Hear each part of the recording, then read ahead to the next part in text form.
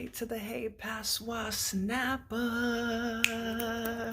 Oh, they're snapping everywhere right now. Snaps gone wild. They're snapping on the moon. They're snapping on Jupiter. Hey, you guys. Welcome to today's slice of Yogatry. Hey, today we're going to talk about how Yogatry and poetry is so impactful. It is so special. It is such an intricate art in a lot of people's lives, and people use it in a myriad of ways. People use it to express how they feel about their mothers, their fathers, their girlfriends, boyfriends, uncles, something they've gone through. My car broke down, let me write a poem about it. Let me write my thoughts on it. People come up with all different kinds of reasons to express themselves. And that's what we're going to talk about today. How it saved my life, how important it is, okay? Me, honestly, after my father passed in 2010, I don't remember much of that time, to be completely honest with you guys. I tried to forget that life existed. I disappeared in a lot of music, in a lot of good time, in a lot of bad time, and definitely into a lot of notebooks and different colored slices of paper, okay? And that's the important thing, how you make it out, how it promotes health and just soothing the way you feel about things, okay? Poetry completely healed me from the inside out, and I had to find it within myself, just like you guys do. It's something I had to fight for. I had to scrape for, just to understand it, just to really, really understand it. Before, when I was writing and I was getting my thoughts out, it wasn't really poetry. It was very raw. And sometimes you have to take that diamond and, refine those edges a little bit, just to make it sound nice or feel good, or that's when music comes in. It's refined poetry, refined spoken word, refined yogatry. They take those slices and you make a whole beautiful pizza out of it, okay? And that's just how life works, and it's how poetry has worked for me. But I found 3 clips online of people that were truly impacted by poetry, and they speak of all the mountains that they've had to traverse just to make it to where they are, the things that they're thankful for, and the scapegoat that poetry is, the beautiful escape, the refuge that is poetry. And I found these people, and I hope that you take it to heart what they're trying to tell you and what poetry has meant to them and how it has saved them, okay? And it's never that far from you. It's just a pen, a paper, a thought away. Okay, you guys, stay sharp, stay happy, stay healthy. We miss you guys very, very bad. Keep writing, okay? Don't stay silent. I want to show you that it's okay to be vulnerable, and essentially how powerful that can make you. Poetry literally saved my life.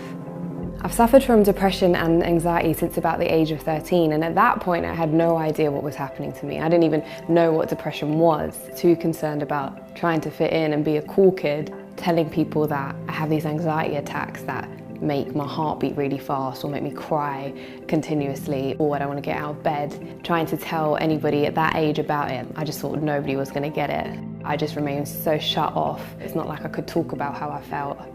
That made me just feel so isolated, so alone, so angry, and I think it just added more to the anxiety and the depression. So about the age of 13, that's when I started writing the poetry and turning that chaos in my mind into something beautiful.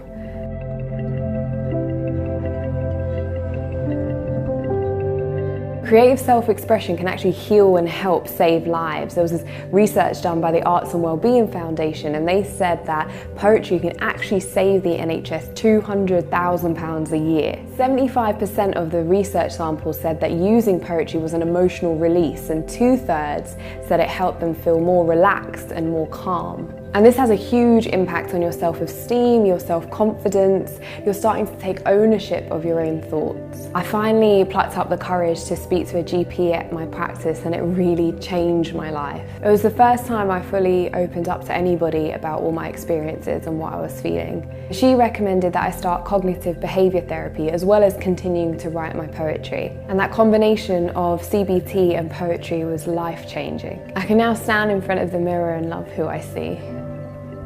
When I found poetry, it's literally like I found my own inner superhero, my own inner confidence, and I could turn all those negative emotions into something beautiful on a page and something that someone could connect to.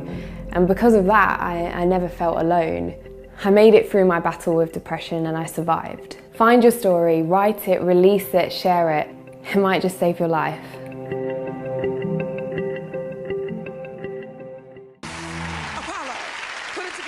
Spoken word artist from New York, Ovius Maximus.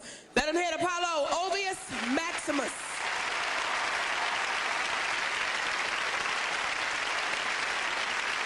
This poem is dedicated to the strength of women and to our mothers.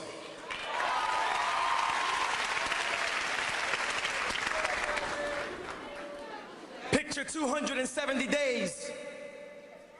270 days where bones lift and organs shift to make room in the womb for you and I, the future generation. Because when you're born, it's appreciation para esa leche. When your mother was carrying you, she wasn't thinking of the evil that men do. Don't cut off the hand that feeds you, but we do when we oppress women on so many levels. Our perception of them less than equal. Call them tricks when we demand them triple X flicks. Her deuce is hot like her cuisine. Her deuce is hot like her cuisine when pots and pans begin to flip, and from her sauce you want to dip your tongue. And we don't even appreciate this when worshiping this dinner. The arroz con habichuela negra con maduro, totonio, bitén, saboyao should be easy. But instead we're like, nah, you're beneath me. So shut up and feed me while you're at it, cause you put the kids to bed so you can do me. It's not hard to detect that respect is lacking. She should leave, but she won't to hold the family together, so she's like, whatever. Con su dulce, con su leche. She's always there to support and carry you when you're sad and but how quickly we forget when they pose a threat to leave us. Suddenly we're like a 6-year-old crying for wifey like we used to cry for mommy. When I say dulce, I'm not talking sweet sugar-coated confectionery. What I'm really saying when I say dulce is that truly you are parallel to beauty in ways we can't comprehend. And in the same confusion, we can't even understand why we messed up again. Dulce is the allure to your physical asymmetry. It's alright if your left is bigger than your right boobie. It's alright if hips and thighs are shoulder wide for curves that even GPS systems couldn't track. You see, the dulce is found in simple things, like the way your lips move when you talk, the way you move when you walk, the elegance in your presence, the formula to your persona that radiates this charismatic charm. Somebody ring the alarm, another fine woman's coming. Whoa, hey. But what about her leche? The leche that skips the 1% and goes for the whole 8 grams in red cap. Take that as a lesson learned, because you can't reduce or water her down. Her leche is pure. Pure like Rosa Parks, who refused to give up her seat and made a whole nation stand on their feet. Pure like Celia Cruz, who became the queen of salsa and touched millions with her azúcar mama. Pure like Harriet Tubman, who led 300 slaves to freedom. Pure like Miss Cunningham, my 5th grade teacher, who taught me to think outside of the Crayola box. Pure like my mother, for raising 2 boys single, with 2 jobs, trying to make singles, just to put food on the table. This leche is what will nurture us and provide for us. And the way I see it, this will always be a man's world under a woman's supervision.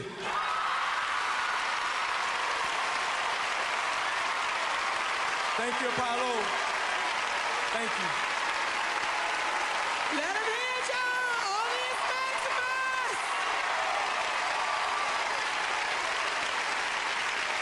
Let's keep it going, y'all. I'm Dwayne Betts, and I'm a poet. On December 7th, 1996, I was a 16-year-old honor student headed to college for all intents and purposes. on December 9th, 1996. I was locked up and I was headed towards pleading guilty to carjacking and spending the next 8.5 years in prison. And that really is the start of my journey as an intellectual and the start of my journey as a poet. For as long as I can remember, I've been writing poems to girls. They were never really good. I was like most young boys my age who had somewhat of a gift of gab, and we thought poetry would get us girls. And I never really saw poetry outside of sort of trying to compose a love song. But once I was in prison and I had a real need to articulate what it meant to be confined and really what it meant to be suddenly a statistic, and to recognize myself as being a part of, this huge statistic of young black men in prison, I was just looking for a means to communicate. In the solitary confinement, the library didn't come to you. You couldn't request books. The only way you got books to read is to yell out on the door and hope that another inmate in one of the other cells would throw you a book. And so I yelled for a book, and one day somebody slid a book under my cell, and it was Black Poets by Dudley Randall. And this was really an anthology that covered, from Phyllis Wheatley to the late 1960s. And so I'm reading this poetry and I come across Robert Hayden, and I come across Gwendolyn Brooks, and I come across Etheridge Knight. And it was particularly Etheridge Knight that gave me the idea that poetry could give a voice to someone who doesn't have a voice, because Etheridge Knight was writing poems really about prison and poems about his life, and not just, his life as sort of this glowing figure and this model for social reform or social change, but his life as somebody who had loved women, who had, been addicted to drugs, who had made numerous mistakes, and he was writing poems that spoke to that aspect of life. And I thought that, well, I could do this. I wrote a poem and I submitted it and I got it published. I remember the moment that I got the acceptance letter, though. I ran around prison as if I won the lottery, because poets crave audiences, at least me as a poet. I think more than anything else, I crave the ability to execute a line in the right way and to write a poem that conveys something of what I feel to somebody else. People always say, write what you know. And the reason why I consider that the worst piece of writing advice is because when you sit down, you can't help but to write from the experience that you know. But if you already know what it is that you want to say when you sit down and write, then you aren't writing poetry. You're writing a speech. You're writing a form of propaganda. The thing is, you write to know something. You write to discover what it is you want to know. And you write with this sense of hoping to be surprised by your own words. For me, poetry is all about clarity. The lyric is all about conveying that emotion distilled to its various essence. As I stand here at the edge of hell in Harlem and look out on the world, I wonder, what will I do in the face of what I remember?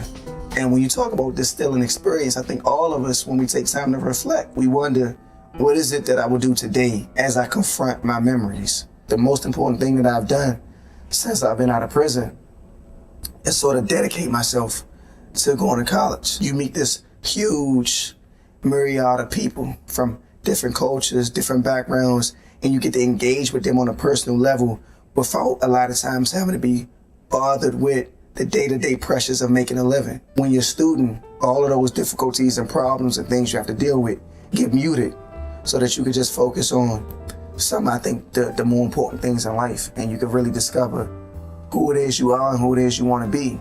And that's the knowledge that you get to carry with you for the rest of your life. Whereas if you don't go to college, or if you don't finish, you don't really get a chance to get that knowledge. The things that I learned as a student, the conversations that I had with my professors, not even about the class, but about life, that experience was invaluable, and I wouldn't trade it for anything in the world.